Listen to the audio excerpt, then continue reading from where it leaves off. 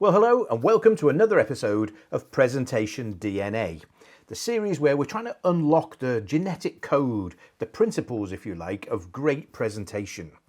And so far we've looked at the idea of the single sentence summary, then we've looked at the three phases of preparation, the splurge where we get everything out, the edit where we hack ruthlessly, and in today's video we're going to be looking at how to organise the material we've ended up with after the splurge and the edit. Now, if you haven't caught up with all of the episodes, if you click on the card in the top right-hand corner, that'll take you to the playlist and you can catch up. But in the next episode, or this episode, we're going to be looking at organising our material into a fantastic presentation, and that's coming right up.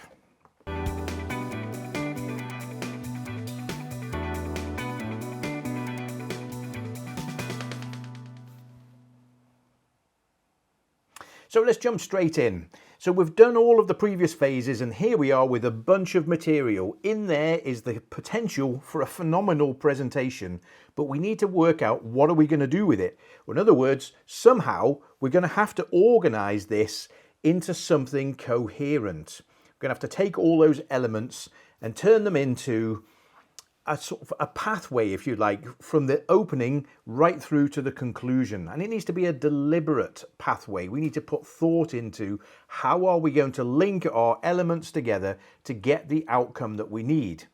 And while we're thinking that through, the one thing that we need to keep in mind is we always start with the end in mind. So we should run this process backwards. The most important part of our presentation is the payoff, the conclusion, the call to action.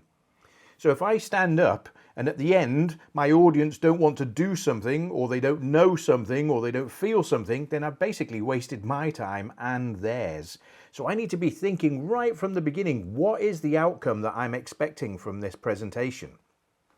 What is the outcome my audience are expecting? And we need to meet those needs as best we can. And then come back to the front of our presentation where we've got the single sentence summary, the S cubed on this diagram.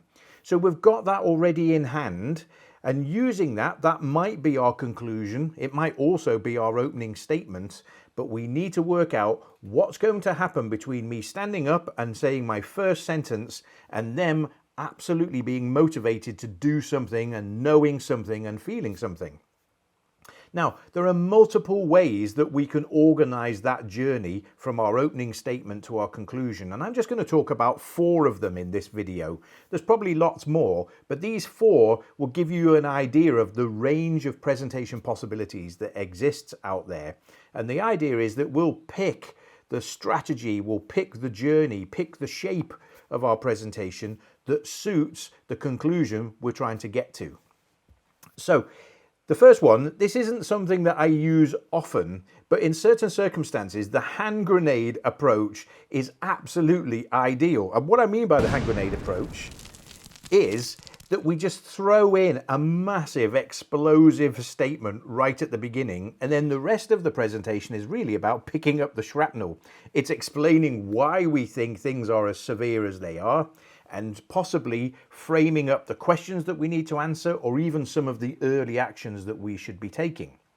Now, there can be negative versions and positive versions of this, but if I think back to 2008 and what was happening in the world at that time with the global economic meltdown, there were many hand grenade style presentations going on in boardrooms all over the world.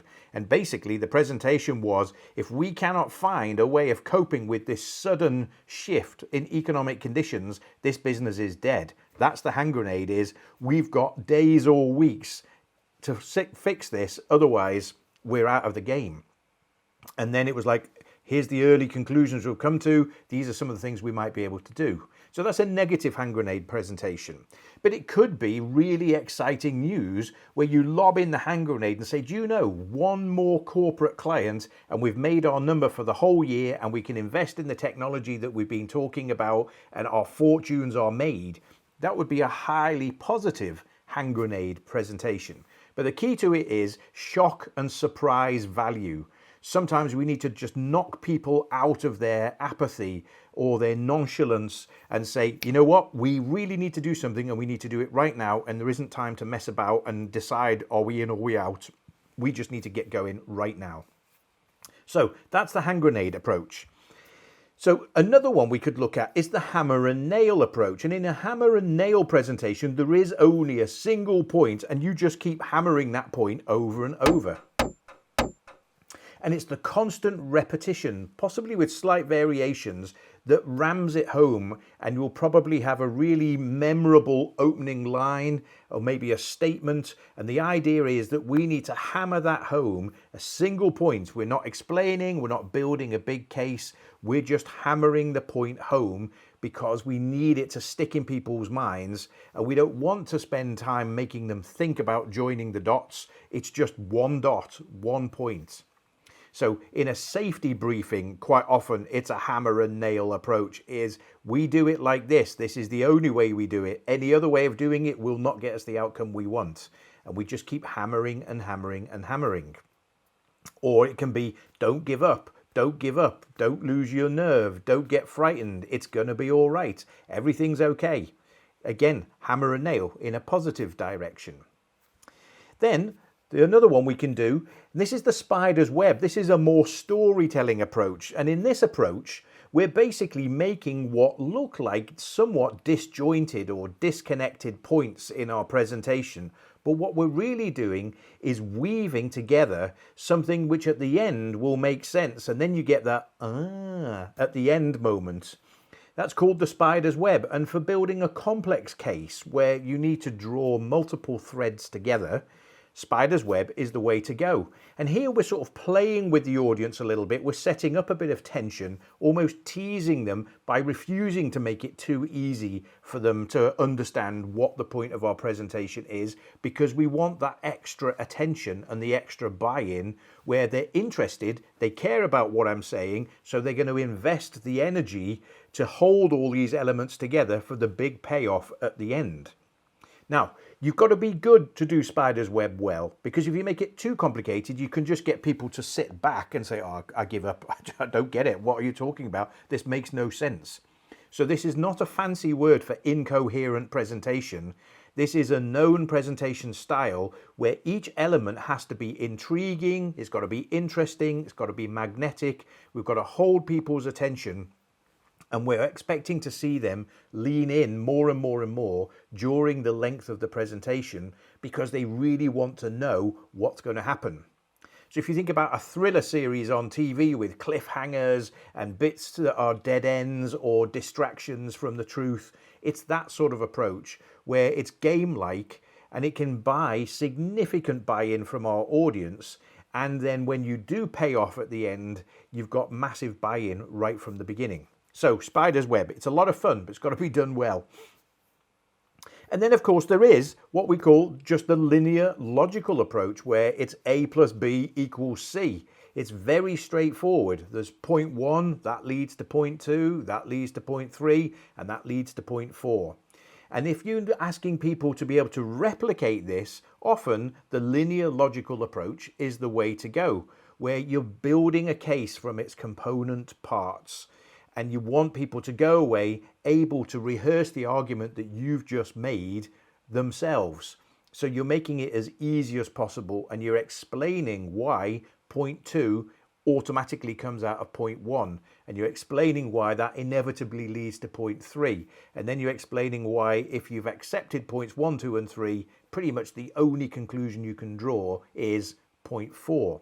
So it's the simplicity and the connectedness of your points in this form of presentation that makes it powerful. So if you're teaching a skill to people, certainly in the education sector, we have to do a lot of this, where it's really important that people understand how we got to the answer, not just that they take the answer away and take it on blind trust. We want people to understand that this is the only conclusion we can draw from the facts that we've got. So in a high stakes setting where you absolutely need people to stick to what you're saying, you'll take the time to explain very carefully and very clearly and very logically why this is necessary. So you're really selling your audience on why they need to agree with you on your conclusion. So there are variations of all of these, and as I've said before, there are also completely different ways of building your presentation. But these 4 will get you through most kinds of presentation. And the point we're really trying to make here is you can't just scattergun, lob all your evidence at your audience, throw your points at them, tell them everything that you know, and expect them to come up with the same conclusion from person to person, or even the same conclusion that you're drawing from all those points. So building the journey is a really important part of getting ready to present your material to your audience. So hope you found that helpful. In the next videos, we're going to be talking about, okay, so then how do we actually design our slides? How do we put our presentation together? So that's what's coming next in the next few videos. So hope you found this helpful. And if you have, could I just take a moment to invite you to go to buymeacoffee.com/Mark Buchanan and buy me a coffee. It's a way of helping me offset the cost and the time of making these videos so that I can keep this series going and keep helping people for as long as possible. Don't forget to like and subscribe as well. That really helps the algorithm put this material in front of the people who need to see it. But thanks for this time. I've enjoyed it. I hope you have, and we'll see you on the next one.